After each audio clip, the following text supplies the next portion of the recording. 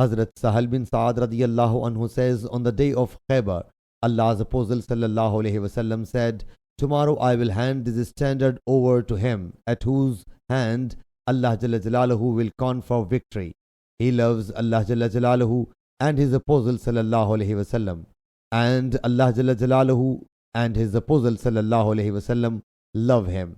The transmitter says the people spent the night in extreme restlessness in order to see who will be blessed with the standard.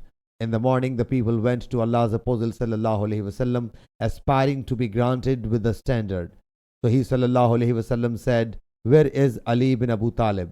It was submitted, "He has got sore eyes, O Allah's Apostle sallallahu alaihi wasallam." The transmitter says he was then sent for. When he came, Allah's Apostle sallallahu alaihi wasallam put his saliva in both of his eyes and prayed for him. So he recuperated as if he had never had any ailment. So the standard was handed over to him. Hazrat Ali radiyallahu anhu submitted, "O Allah's Apostle sallallahu alaihi wasallam, should I fight with them until they embrace Islam?"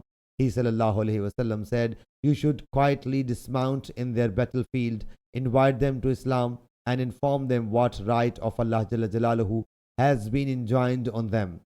So by Allah Jalla Jalaluhu, if Allah Jalla Jalaluhu bestows guidance on even a single person through you, it will be better for you than extremely costly red camels." Sahih Bukhari, Hadith number 4210.